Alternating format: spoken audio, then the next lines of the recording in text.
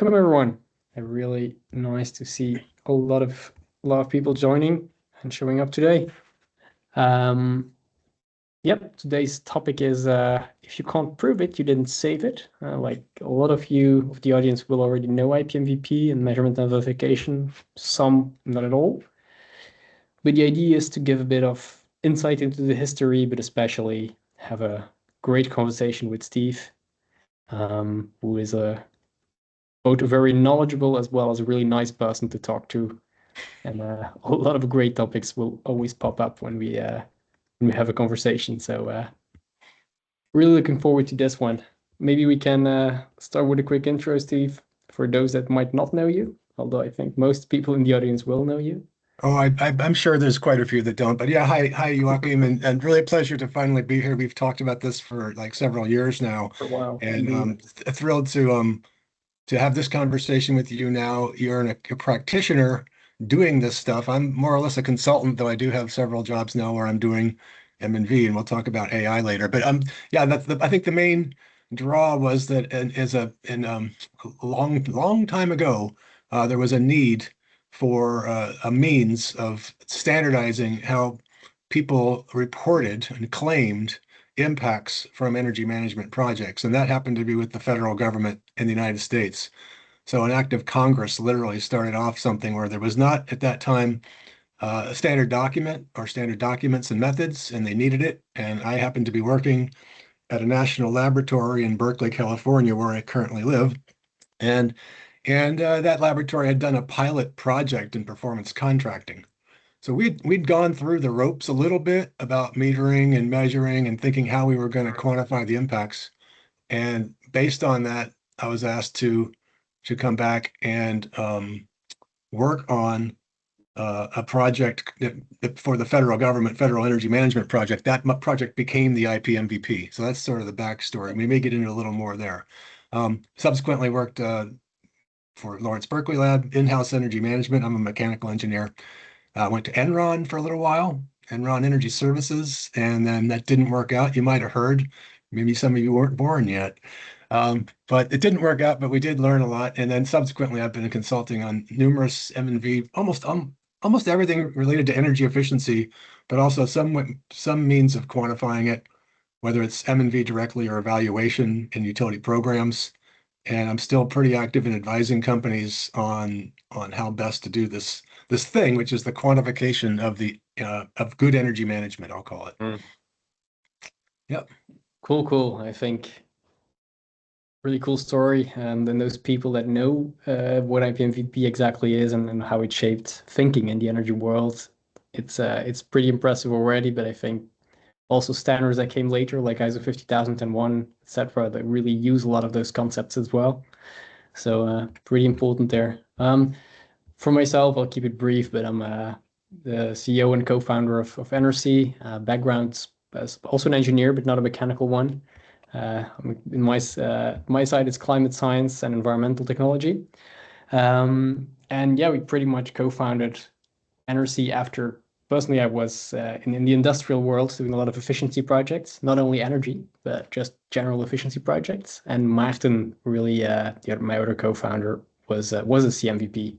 That's where he knew you from. That's right. But for me, what really triggered me personally is I was trying to do a lot of no cure, no pay projects with customers to say like, hey, can we actually we can reduce your costs tremendously, improve your energy management, energy costs per batch, etc.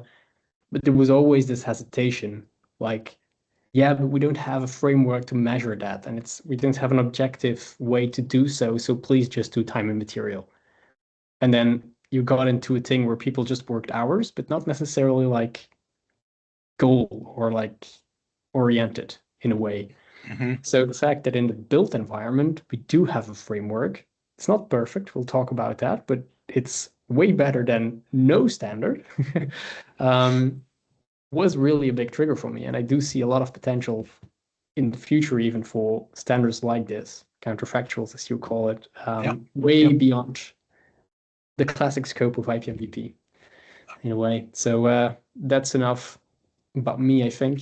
just a quick thing here. We'll come back later, but also Steve has written an awesome book on the role of measurement and verification and the measurement and verification professional, especially. So the person behind it. So this is a really interesting one. There's a link to the book in the slides as well, but certainly take a look there. Helen also put it in the chat. Thanks for that. Great material. So from a timeline perspective, we'll quickly run through the basics, through a bit of questions. We're not going to turn this into a lecture too much. But the idea is that, like, for those in the audience that are not as familiar with IPMVP, we'll run through that. And then actually we'll dive into the deeper things, and it will become more of a conversation where it's about advantages, challenges of IPMVP today, and how AI and modern time series analytics and energy analytics can influence this and what's all possible. That's the idea. Yeah. Everyone will receive the slides afterwards as well in the recording.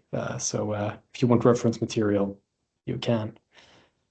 Yeah, so before we go into the basics, there's a quick poll, I think, that's going to be launched for everyone. So just a little bit to have a feel for the audience, like how many buildings do you manage your sites? Like what is typically what you're managing in your organization?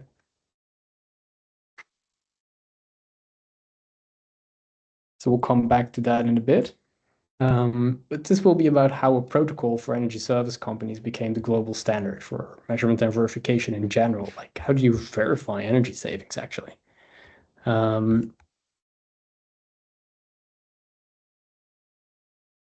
So quick one here, still a poll, and then I'll stop talking at my side. But here also for you, maybe Steve, it's you're very used to this, but if you look at this, like, really, like, when did energy consumption go up?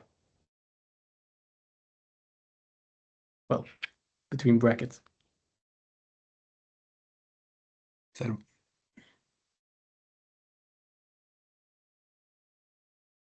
Well, it changed in the energy management, energy consumption.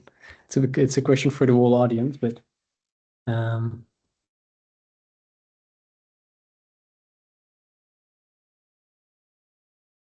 when did it change? When did something happen?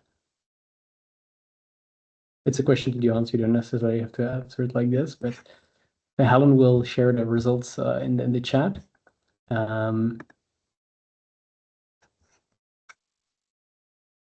has a chance to look at it. So if we actually, and this is where we're now going to show something. This is where you have a real-time baseline on it. And actually, when things really changed, or when, well, in IPMVP terms, an NRE happened, was at this point, 21st of December. And this was just purely weather and factors where everything went up. But most people will reply here somewhere, 7, 8 of Jan. But actually, the moment an impact happened was a lot earlier, because it was just weather conditions drove to a different outcome. But maybe this can, like, the funny thing, I guess, is the savings can't really be measured, because to measure something, you need to compare to something. So how saving is relative to something. If you don't have a relative, you can't measure. So it's always an inference. You always infer it. So, like, that kind of leads to a cool question. Like, you invest in energy efficiency, but what did you actually save? So maybe that leads to, like, how did you initially, Steve, when you started working on this, was that the key question when you started working on well, or together with a lot of other people, IPMVP was written, or, like, how did it come about actually? yeah, it's a fantastic question. And gosh, Joachim, like you were saying earlier, we have some great conversations, and it seems like you ask questions that just make my mind go in 5 directions at once, because it's super interesting, both historically, I think, what happened, and you and your company as an example of an unexpected positive consequence of what we all did. when we started the protocols, which is that people around the world, including, as we can see here together today, people all over the world who I hopefully can understand my strange American accent in English, but we're sharing in English these concepts. And what I'm really thrilled with, it's kind of been my lifetime goal, is exactly what we're doing, which is sharing the inspiration, the thought process that led people to a set of techniques that they can agree on, right? That they can be agreement at the end of the day, that you're satisfied that the work that was done, and this is specifically, of course, in energy management, that the work that was done to the degree, to an amount that's good. And that's at that point, you will write a check, someone will pay someone will pay an incentive, or you'll get credit, or you won't be penalized, right? But it all comes back to the humans here understanding this and working together cooperatively in whatever situation they're in. And so I want to say that now, and I'll say it later when it gets to AI, because the role of all of you out there in the audience right now is never been bigger. AI is not going to steal your job unless all you do is fill out spreadsheets occasionally. Because if you think for a living and communicate with other humans, you are now way more important. And so, yeah, so the thing was, Joaquin, what's so fascinating is we did a pilot project, and I had a background in actually going out in the field. I'm an engineer, like most engineers. Tell me to do something, and I'll try and do it right. And doing it right meant we were measuring energy use in buildings across the United States for the purposes of understanding where the energy was going. And it was all to manage on a statewide and regional wide level for utilities and governments where the heck are buildings using energy. So we installed metering equipment on all kinds of buildings, literally all over the United States, pretty much. And got really good at understanding how to do that, how to go measure what's happening in the real time, in the real world, and bring that data back and put it in databases and know what's happening. But when it came time to do things to reduce it, we would typically put metering on it and see the difference. And we might claim an average before and an average afterwards. So we do some simple equations like that. In fact, in the case of the project we did at the pilot project in Berkeley, I didn't really know how to do regression analysis at all. When I was first told to do the M&V work, I had to go relearn that from school. I'd been out of school like 10 years. But I did know basic math, and based on that, we actually invented that one method it's now called option A, which is sometimes it's just sufficient to measure once before and once afterwards, and that's good enough. And then you multiply that, just a straight equation, times some agreed upon operating hours, and without much sophistication, you've got, well, that's what we agree on is the savings or the impact for the purposes of our contract. Well, the funny part of the story, and I could go on forever, but I got back to Washington, D.C. when I was assigned to go now take what we learned and generalize it within a community. One of the first people I met was a guy, Dean Devine. He pulled me in his office one evening and he said, I hear you're here to write protocols to measure savings. And I said, yeah, I've moved out to Washington for a year and that's my job and I intend to do it. And I don't really know how to do it yet. That's why I'm going to involve ASHRAE and other universities and stuff. And he said, Steve, you can't measure what's not there.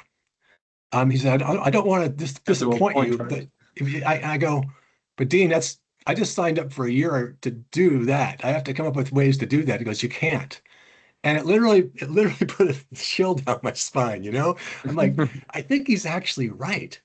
And that moment sort of changed my life. And then ever since then, when it comes to this topic, what I see it is you come together with people and you get them to agree on a means of assessing and what would have happened, and that's the claim, But the idea that you would go forth with a direct measurement device, being able to measure something, is not the right attitude.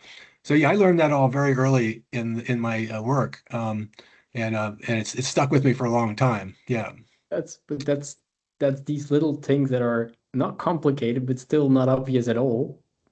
The whole concept of you can't measure what's not there. Like, I really like the way you put it, like the counterfactuals, because that's in the end, it's a big what if scenario, right? You're right. The hypothetical. So what happened, a little bit of the story is that, of course, we brought the whole, in fact, I wanted to emphasize that, for those people, as we get further into IPMVP land, again, I want to give great credit to everyone involved in that effort throughout the years, because, what it constituted is something, again, that we all should take some pride in as human beings. It's just what a government initiated project, paid for the people to come together in terms of the technical community, and we arrived at a solution to a variety of means by which you can agree on what would have happened. Now, the interesting thing about this story is that we did that as a committee, and it was like doing legislation. And as I think people around the world in democracies know, legislation is something like sausage making. Have you heard that analogy before? You don't really want to watch the process. Okay, you get the result, but the process was not simple and clean and easy. And it involved a lot of arguing and a lot of fighting and threatening. And in fact, when we cobbled together these three options initially, A, B, and C, which I'll claim the credit or blame for naming them. But we came together with these methods the community could agree upon and then put forth as a solution for the federal government to how are we going to quantify this stuff? The federal government had changed their procurement rules where they could purchase savings. So suddenly a government agency can go out and purchase not a new chiller or light or fan, but they can purchase an amount of savings. Now, the problem was, how do you come up with the amount? And we came together as a committee and we formed this accumulation of three options and eventually the fourth.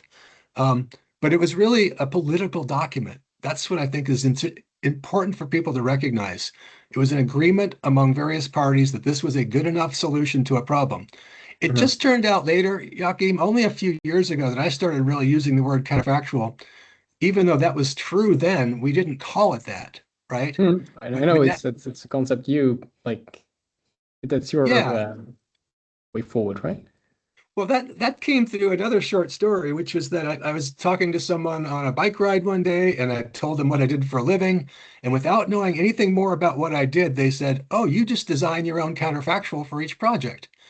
And it dawned on me again that it was here. I didn't need to communicate the core method.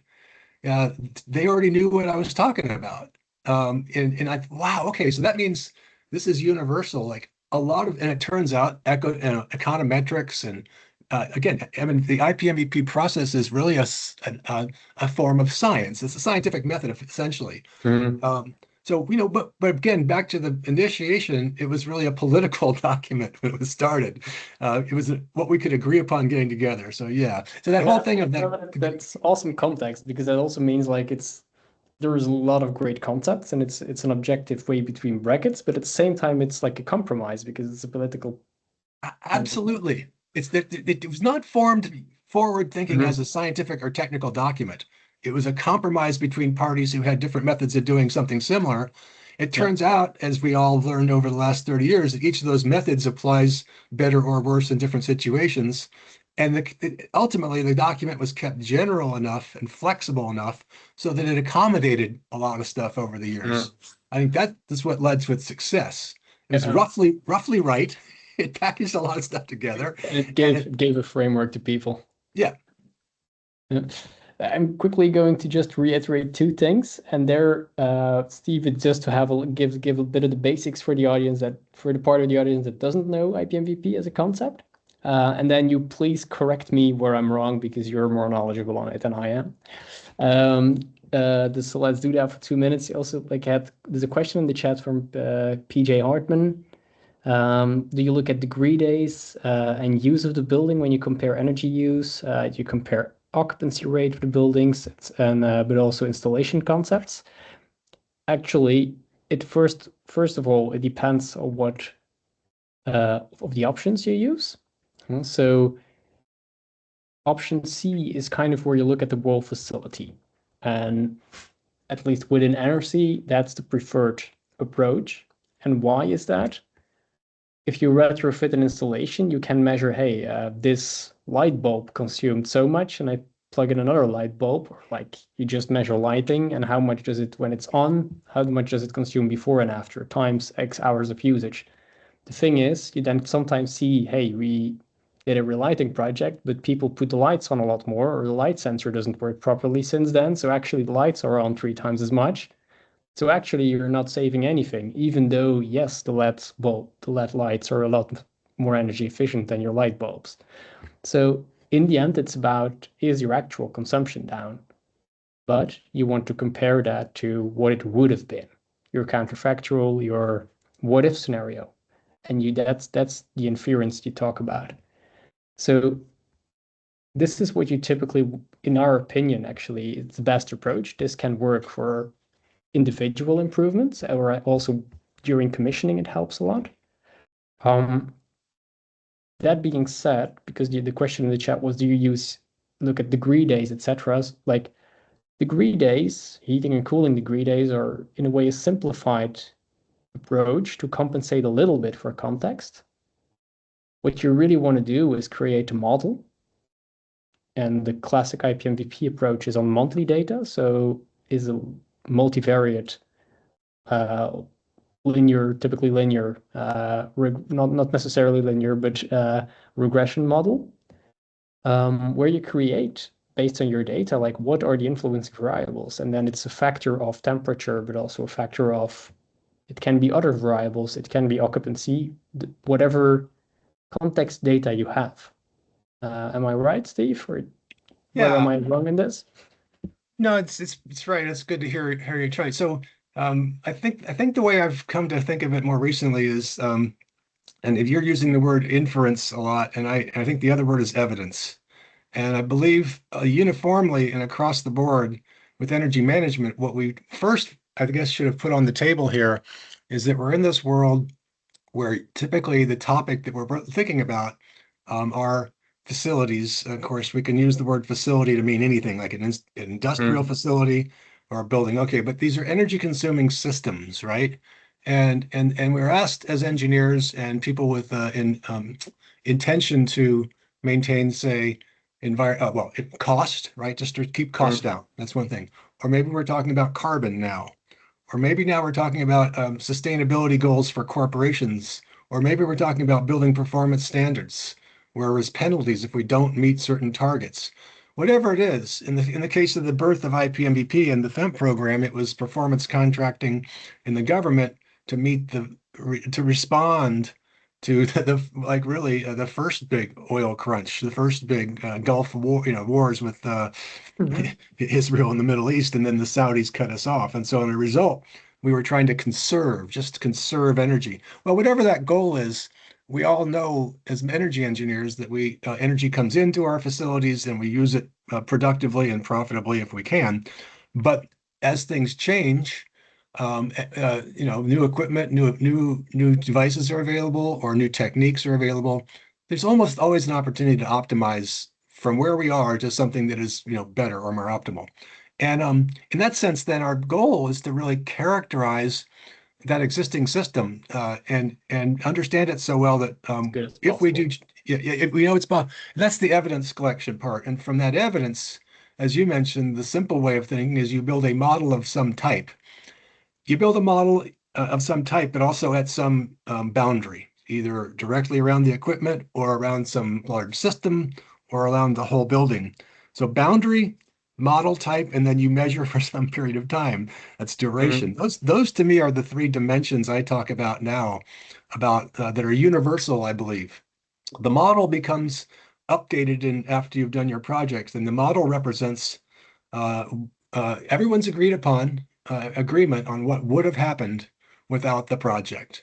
So the model becomes actually like a game, like a rule set. We're going to update this model and agree this is what would have happened. And the difference between that and the actual consumption is the quote unquote savings or impact. But so back to this question, anything in the evidence collection period that you believe or can identify is a driver of variability or energy use.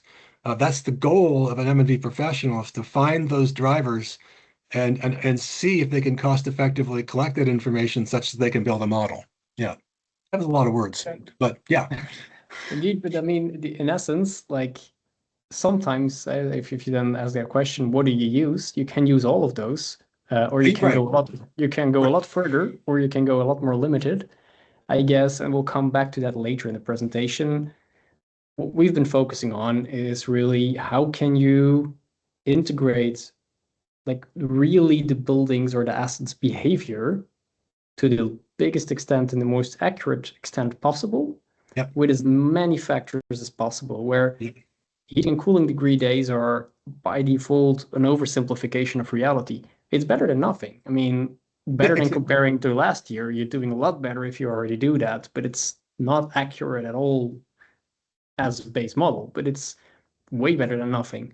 So the essence is actually, if you have good technology to model all of those influencing factors, where maybe 20 years ago you could, but one person would spend a month in making a model, and also the data were not as available as they are today. Mm-hmm. If you now use machine learning, AI technology with way more data, you can actually build really accurate models that you can agree on, like, hey, these data are good and the model parameters are good. Mm-hmm. Actually, here we can trust this and we can use this as the what if scenario where you compare your savings to or your counterfactual. So it's the question. So the real thing is as much data as possible, whatever is available, really. That's the real thing.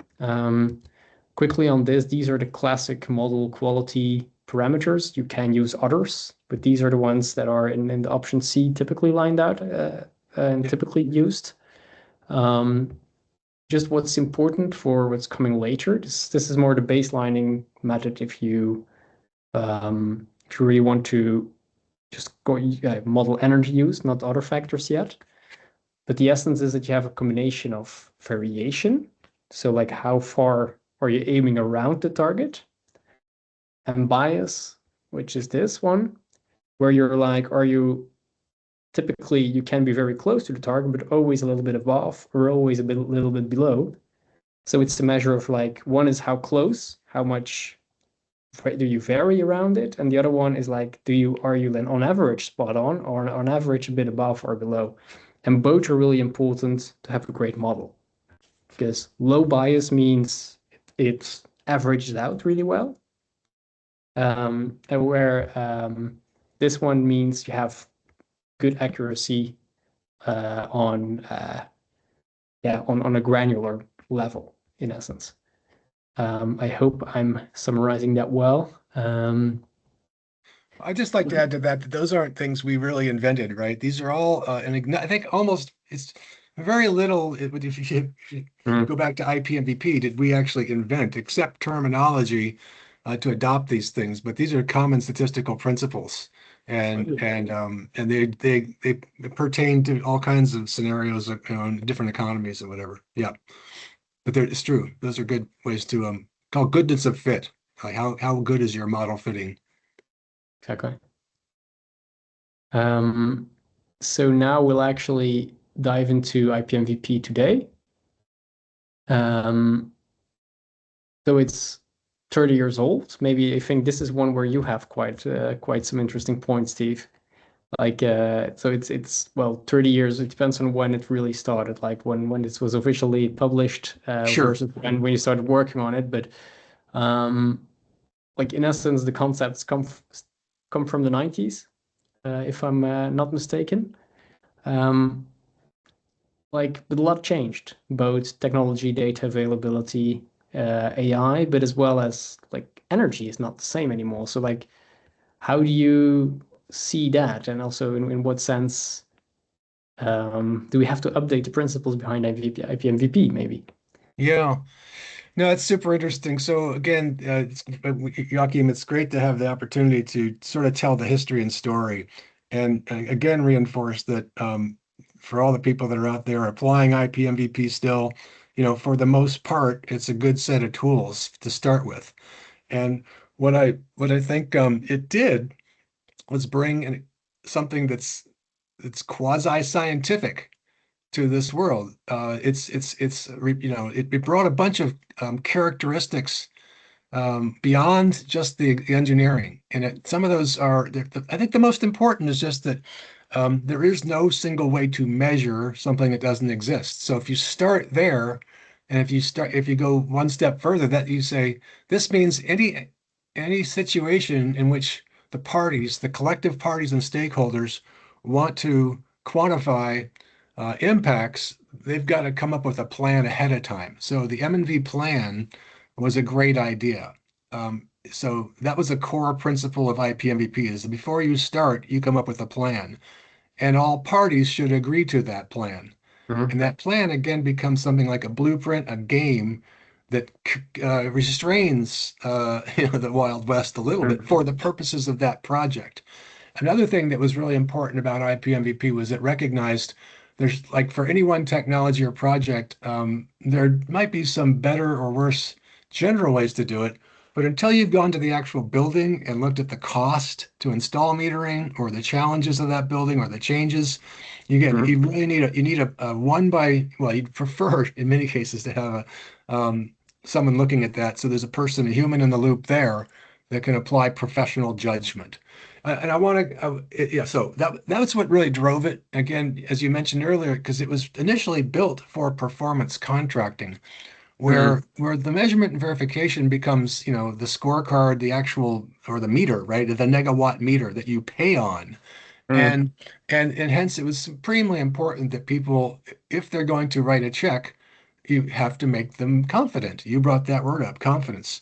So Mhm. giving practitioners a range of methods to develop a tool or a methodology, an M&V plan for their project. What IPMVP really was the terminology to use, the thought process. And Shared then language. we, as a political vehicle, we said there were those people that said, well, you should use the utility meter, or look at the Yeah. building from the whole perspective. Okay, that's great. That's one way to do it. Other people at that point, 30 years ago, said, no, no, no, you've got to go really measure the piece of equipment because that's the only way to know if it's really working. And they're not wrong in a way, but it's a different game, right?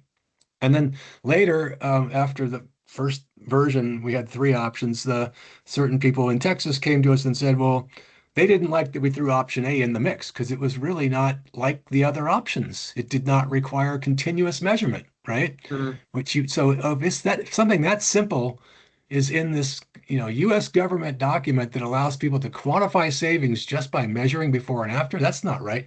You need a, we want to have another option called option D, which is you have to use a calibrated simulation model. So that was a political choice. We threw that in, right? So this initial step was to accumulate these things and then again go off into using them. And in the performance contracting world, in federal government and Uh-huh. IPMVP, other companies, it became, um, I'd love to hear others talk later about their experience adopting it, but just like you, it worked. And It maybe worked. there actually a quick we have a quick poll on this one. Like there's people in the audience that are really like IPMVP or measurement and verification professionals, but there's also people that are into energy management, but not necessarily MNV as a specialization. So I guess there's different types of issues you all experience, but like what are like there's some examples there. What's the most common frustrations there when tracking energy savings or like energy improvements in general? When you're doing energy projects, maybe we can then talk about the ones that appear the most in a few minutes, Steve. I think that could be a good Sure, one. sure. I think maybe Do you want to don't stick trust to, the numbers. It's a bit what? Yeah, Steve, oh, do you want to go to that back to that slide though about how things have moved a little bit, how they've developed, or this one. the one? Yeah. So I think just to start to prime for the future here, we're looking at 237. Uh, That set of documents, I think the evolution is what's interesting there. You mentioned the evolution. It started out for performance contract and it rapidly got adopted across the US for utility programs. And utility programs adopted the general theory, although most of the people in utility evaluation world already had those concepts with slightly other words. But they adopted it. It was easy to adopt IPMVP, maybe because it had a name. It sounded important and it had some general trust as a document and as a group of people, right? Back to where does confidence arise? And if it's in a trusted group of people who maintain a document, and that's where efficiency evaluation organization came in around 2000, 2001 actually, and we started this nonprofit to maintain it. And then we started the CMVP program, the Certified Measurement and Verification. And all of that, I think, led to a broad worldwide sense that this thing was at least quasi-scientific, and if you did it right, people could come to an agreement, and it was, better than anything else out there. Um, what's happened though, and we'll start this next, is the very basis of IPMVP was the ability to characterize existing loads in a way that would remain relevant to the future. And what's really changed is the world's changed, like you said, with how energy is sold, the tariffs. Mm. Someone's just asking a question about solars now, photovoltaics, renewables. The complexity of characterization of facilities has gone way up. And it's much harder to come up with a baseline model that is going to retain some relevance throughout a very long period into the future, because things are changing really rapidly. That's, I think, the source of a lot of angst. What's coming down the pike in terms of rate structures, pricing, mix of fuels, battery storage, electric vehicles, all kinds of things are complicating the Mm. situation. Yeah. Oh, and not to mention carbon accounting, either coming or going, ESG, building performance standards, again, a bunch of other things in the economy for how we manage energy are pushing and pulling on the fundamental concept of a Absolutely. competent counterfactual. Absolutely. Interestingly, like in the poll, there it's kind of spread. Like all of the answers come back, but one really pops out, and that's like can't identify what caused unexpected changes. Hmm. Biggest problem measurement of so like for the ones that know the lingo NRE detection. Right. That's the top one. Next to that, can't scale it across the portfolio and can't identify what caused the change. So the cause and the detection of unexpected changes, I guess. Like, how do you see that? How did that evolve? Oh, I'll well, come back to the scaling a bit yeah. later. Yeah, so the fascinating thing is we've dealt with this all along in terms of when this is just super simple fundamental concepts. Again, if you start to put a bigger measurement boundary, in which case, if your target is, say, an entire building or an entire campus, the larger you put your boundary around a target and say you're going to do something and have an impact within that boundary, the more you're exposing yourself to potential changes, right? And it's Mhm. all down to the stability. Um, Another interesting sidelight, again, Joachim, we always have interesting conversations. Since we talked last, I got, doing AI research stuff, found things like Cinefin. You wouldn't know that Cyenfin, Cinefin, and the Stacy matrix. And these come out of fundamental systems analysis, International Institute for Applied Systems Analysis in Vienna. Go look them up. And a lot of other people and processes out there are dealing with the same dynamic, which is how complex is the system of interest that we're looking at? And they've come up with these characterizations, categories. I love the Stacy matrix because it goes from simple to complicated to complex to chaotic. 4 steps, right? And each of those, from an M&V professional's perspective, uh, it means something to us. If you're in a simple Mhm. context where it's not changing, light bulbs in a warehouse that's not going to change for the next 3 years, that's easy to verify. You go to a complex construction or a manufacturing site with multiple products changing, you're dealing with a complex, either complicated or complex situation. And we've now reframed that language in our CMVP course, and we say the challenges of an M&V professional, which again the book is about how does a person deal with these, is to understand what they're looking at. And so we wrote this protocol and it's gone around the world. So one set of methods that applies everywhere to every Mhm. energy consuming system. Well, the first thing you have to do is dive in and say, where am I and what does my project look like? And then start to assess how am I going to deal with these changes? All of that also has to be done cost effectively. And as you mentioned, it's changed there because now both the proliferation of more data is available. That can be good and bad if you don't know what to do with it, but AI is helping us deal with it. So we're in this magic spot right now where in some situations, like it's just the M&V is like straightforward and easy, Mhm. with Claude Code and other tools that can just take vast amounts of data and say something pretty convincing about it pretty quickly. But it all gets back to I want to emphasize for our audience, like if you are a professional in this field or want to be one, you're in the right place right now. You're needed. Economy needs it. Every government in the world, needs you. We need energy managers that can think through and use judgment and logic to apply these methods. IPMVP is a great framework to start from. Let's stop there. No, but it may be a good segue into the next part of like AI in the future of measurement and verification.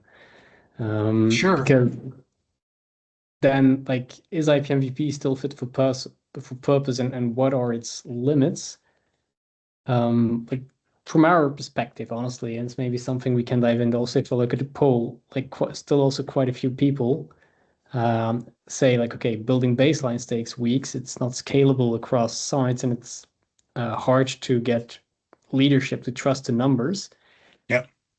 The thing is, like, what if it didn't take weeks, but you can still use a standardized framework that actually builds confidence because you're not just asking Claude Code without a framework, because it will give you an answer quickly, but it sometimes will give you a good answer, and sometimes it will invent a really good sounding answer that's not necessarily true at all. So you do need to give it certain guardrails, and you do need Yep. to analyze the energy data with like expert level analytics on energy. But then you can use those tools to communicate about it really fast once you've got that in the backbone. And but that backbone has to be built on smart models that actually are built on knowledge. Um, so like that's a little bit our vision, of course, but like the idea is really like you could apply MNV on every meter, on every sub installation, and on the whole facility, and on everything, and just have really great top level to granular visibility. But then you need to be able to generate qualitative models in seconds across the board. Like, how do you see that? Yeah, well, you mentioned and you kind of conjoined a couple of things that are super interesting about like which I'd go back and I'll just try and reinforce a little bit in terms of I believe Mhm. conceptually I'd like everyone to at least consider going and looking at systems analysis generally. Just go look at how, those that have thought about systems analysis for decades now, including the Santa Fe Institute and others, complexity theory.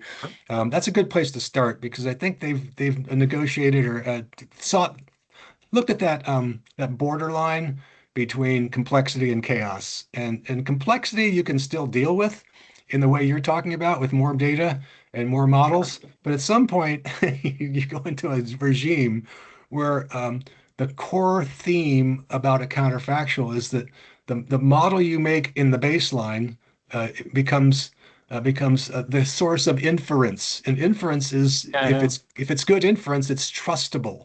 And then this goes over to this other end of the spectrum, which is okay, those parties that are, like you said, trusting the inference and are willing to pay out on it, that's confidence. And so there's a governance function.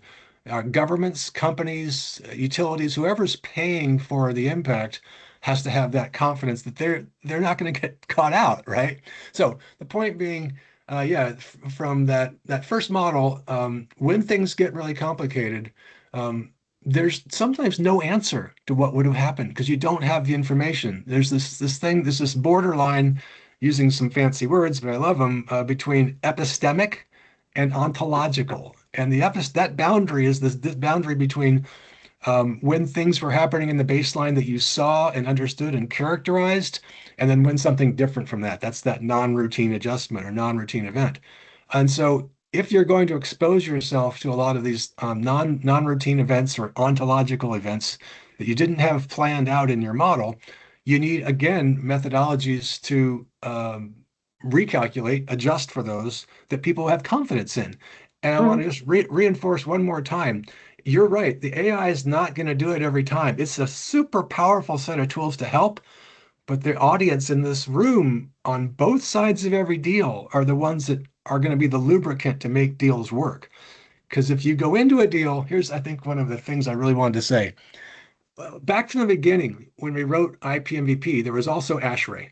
And the ASHRAE guys are great. Their document is called Measurement of Energy and Demand Savings, Guideline 14. And it comes from that mentality, the engineering mentality that just give me the job, I'll get it done. I will measure the savings, right? And you'll Mhm. take it and you'll like it. And it's right. And it also had it presupposed that three people looking at the same project would get the same answer, or there was an answer, divinable, you could find the answer. That's not true. Savings are defined through cooperative process among all the parties, and then that process can be followed properly. But two or three people looking at the same job might get different answers depending on how they structure the deal. And it's super important that people in this audience, either side of the deal you're on, Mhm. feel this obligation to find and commit yourself to cooperation to make these things work. If you're fighting over savings as if there was a real number, you're in the wrong camp. If you're trying to cooperatively address the challenges you're talking about. So that's, back to this, when I teach and Mhm. certify people, the whole goal is a community of thousands and thousands of people around the world who have that mentality on all Mhm. sides of every deal. Let's work cooperatively to define savings for this project and convince our higher ups to pay checks when it works, right? Or Mhm. not when it doesn't. If the project doesn't work, don't pay. Mhm. You let me get on Yeah, my but soapbox there. yeah, of course. The thing is, like, maybe that was a little bit what that graph in the beginning was about.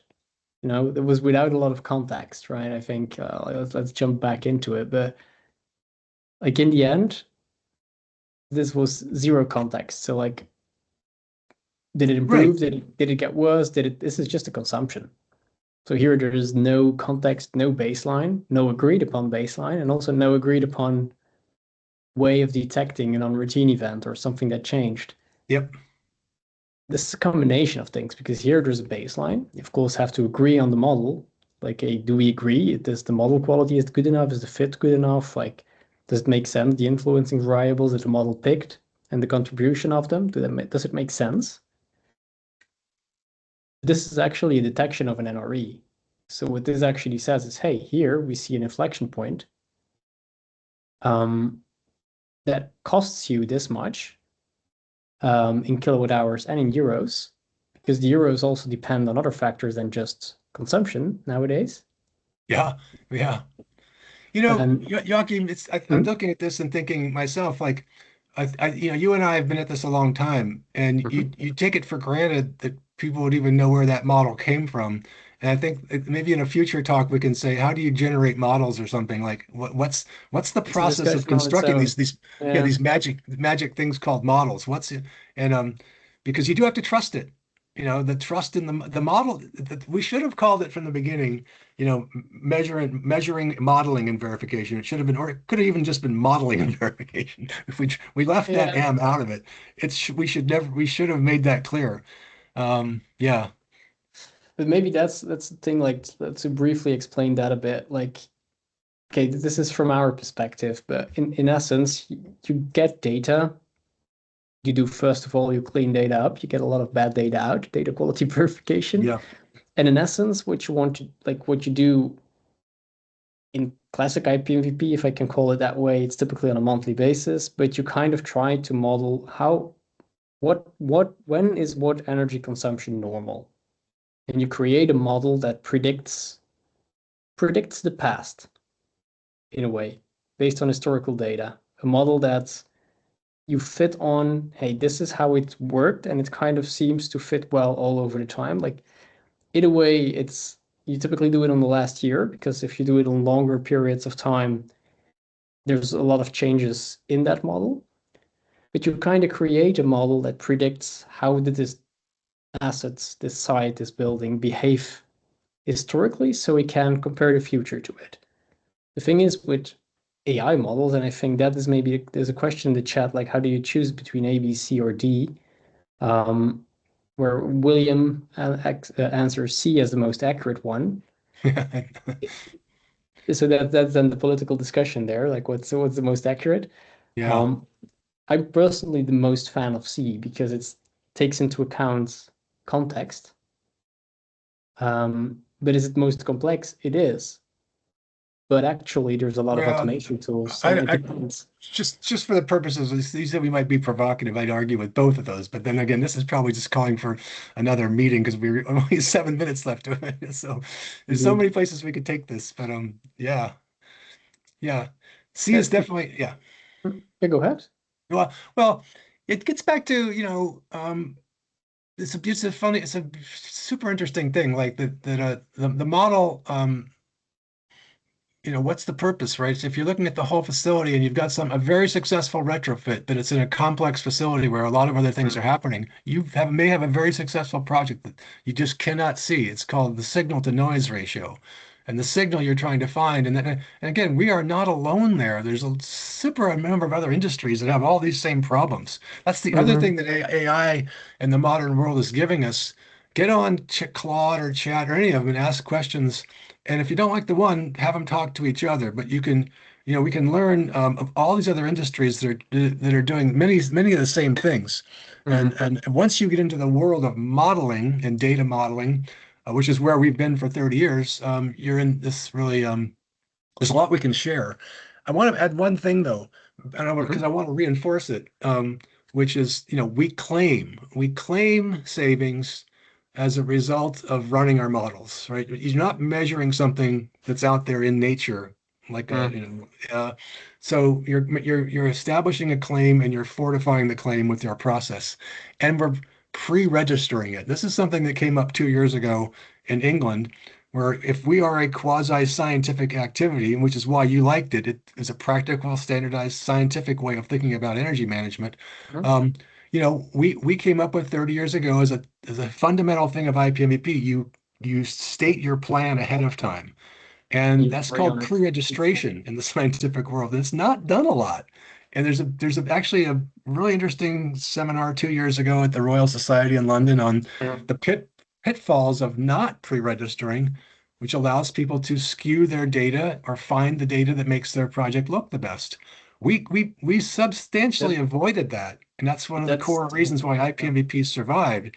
It starts with this idea of pre-registration. But that's the whole point, right? Like Yeah, if that's what we encounter so often with a lot of energy managers still that are not as advanced in using MNV as a technology.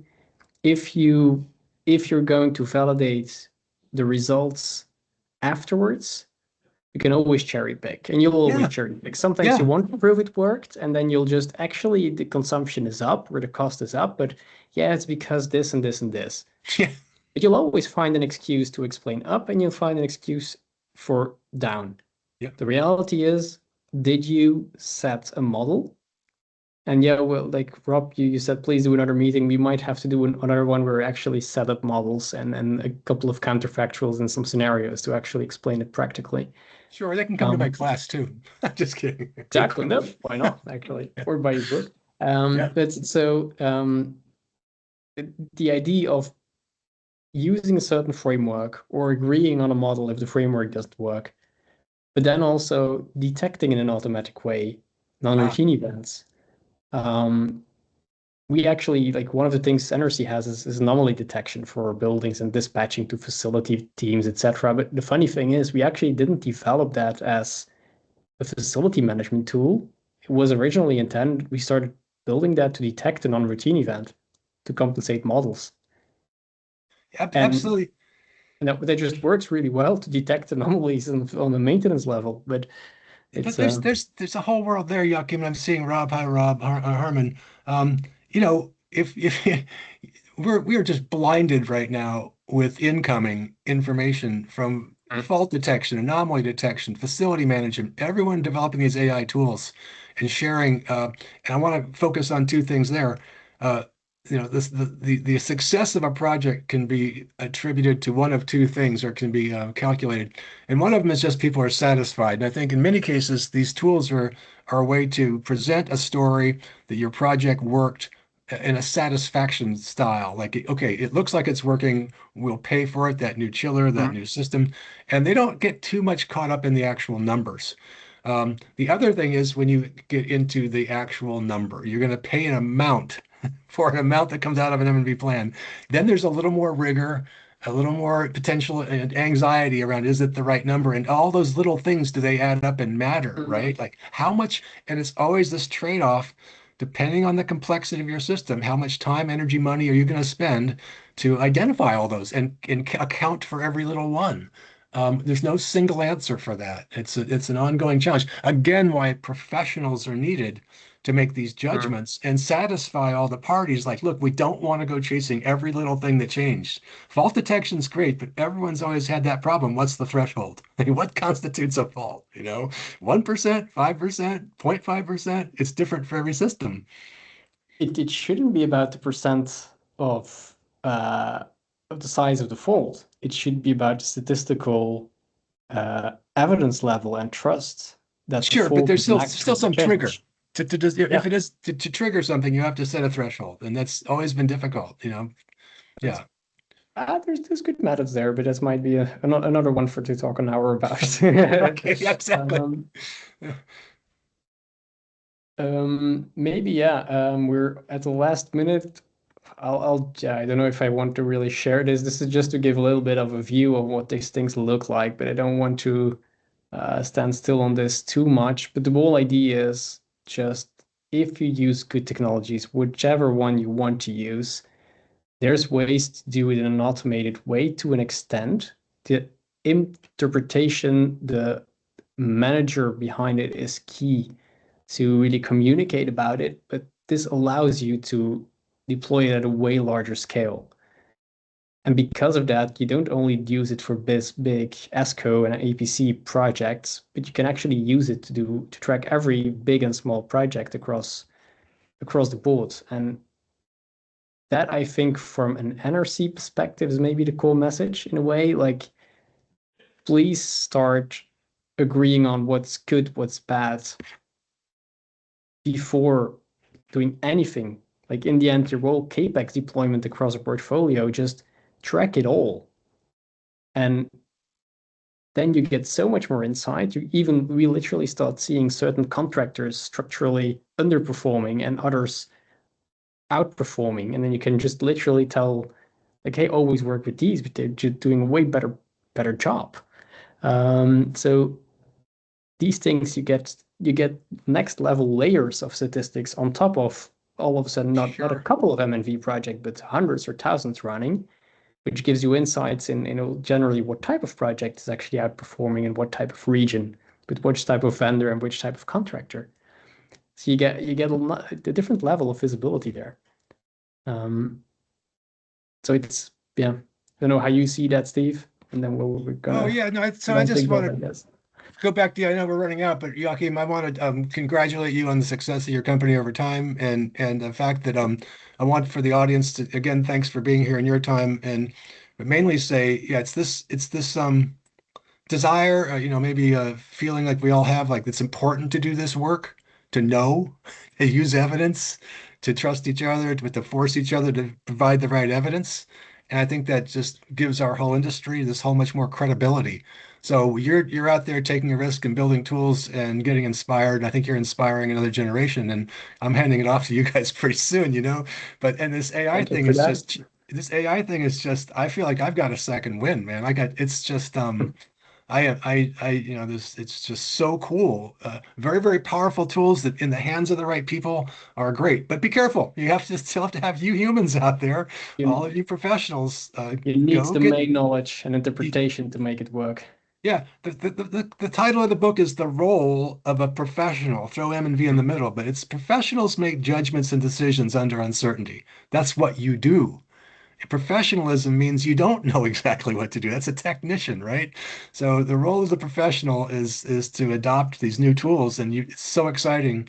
And just again, I'm thrilled that a company like yours is out there, successfully doing this. And I hope there's many more, but I hope they don't compete too much with you guys. Just kidding. Maybe Yeah, that's our hope too, but that's not health, like healthy competition is always healthy good. competition. Yeah, Um, there's plenty of work out there. if anyone is interested in seeing more how it can actually work in practice, you can always book a demo now or later. Always welcome. We will maybe do another one where we dive a bit deeper into actual model creation or on some of the subtopics. Also, like we wanted to because it's really interesting information. We're going to buy a couple of those books of Steve for the team internally, and we might give one. We will give one away as well if some people book a demo this week still. So, well, if anyone's interested, feel free to book one, and then hopefully we see some of you soon. Great. Is that it? I think so. Okay. Well, Thanks a lot, Joachim. everyone. Thanks, everybody. Everyone. All right. Yep. Bye-bye. Good luck.